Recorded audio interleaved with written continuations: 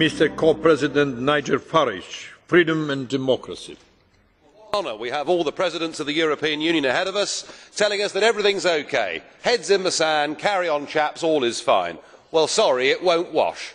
The euro is living on borrowed time, it's living on borrowed money, and this second Greek bailout just prolongs the agony.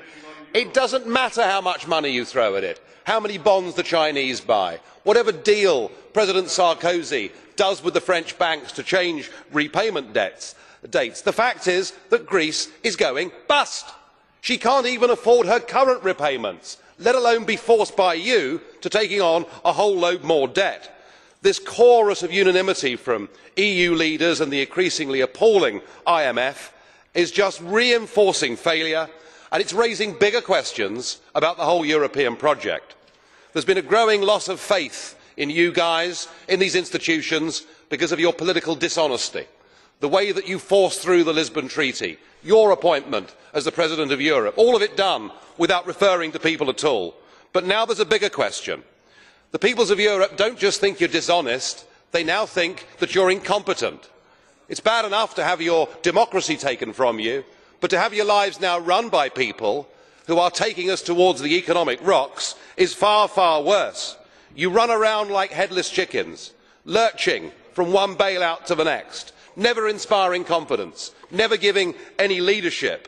Every single prediction you make at these meetings is proved to be wrong. You are now looked at as the Brussels bunglers.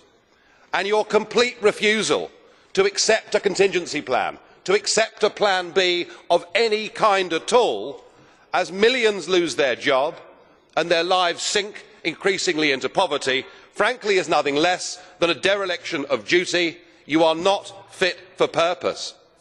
And this chamber may be empty today because MEPs, frankly, don't really care. But as we speak, there are hundreds of thousands gathering in Athens and other big Greek cities. If they reject your bullying demands, if they say no to this package and there is a default, well, it'll be painful for the banks, it'll be painful for the ECB, but better surely to face up to our responsibilities now. I wonder, do you have a plan in place for that? And if they accept your bullying demands, well, don't think that the Arab Spring cannot turn into a Mediterranean summer of discontent as people fight to get their democratic rights back. I know which option I would prefer. Thank you. Those that try to now flag as possible plan B, that will be, in fact, more easy or a possible alternative, they are simply lying. There is no plan B to avoid default. The only plan there is the plan that is put forward now by the European Commission, by the European Central Bank and by the IMF, and that is fully supported too by all the member states of the euro area. And anyone who is suggesting that there is another alternative will be responsible for a real catastrophe for the public finances in Greece. This is the plan we have. And when we have a plan, of course commentators can always speculate, but usually I leave speculation for speculators. We are not here to speculate. We are here to take actions. And we have defined a plan, we have to stick to it.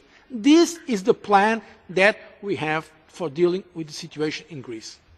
And any idea to create alternatives, to be all the time putting in question, will not reinforce the confidence of Greece itself in the plan and the confidence of the European Union and overall confidence of the markets. So our message, if we really want to help, is let's stick to the plan agreed.